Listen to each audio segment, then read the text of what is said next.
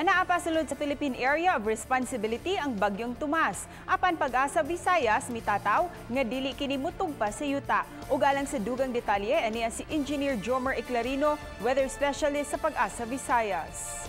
Mayong hapon kini atong kahimtang sa panahon karong adlaw ug atong latest update para sa bagyong Tomas. So as of karon ang severe tropical storm Tomas na siya gilayon sa 1,195 kilometro silangan sa Apari, Cagayan na maximum sustained winds na 90 kilometers per hour duol sa sentro ug ang pag-unos moabot sa 115 kilometers per hour. Kini nag-irog sa direksyon sa kasadpan, amihan ng kasadpan sa gikusgo na 25 kilometers per hour. Samtang atong northeast monsoon or amihan ang nakaapekto diri sa amihan ng bahin sa Luzon.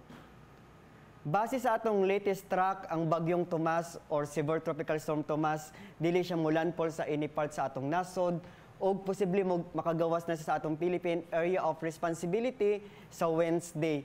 O within 6 to 12 hours, expected nato from severe tropical storm, mahimo na lang siyang tropical storm.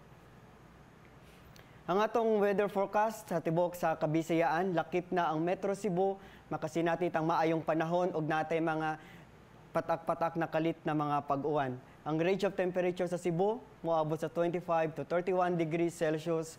Sa Bacolod, sa Iloilo o diri sa Bohol is 25 to 31 degrees Celsius. Sa Tacloban is 23 to 31 degrees Celsius. Ug sa Iloilo is 24 to 31 degrees Celsius.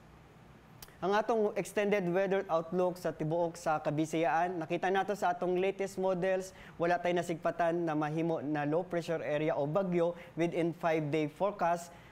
In general, from Wednesday to Friday, makasinati ta na fair weather, init ug maayong panahon, ug natay mga patak-patak na mga pag-uwan ug kining mga thunderstorms ilabi na sa hapon or gabii.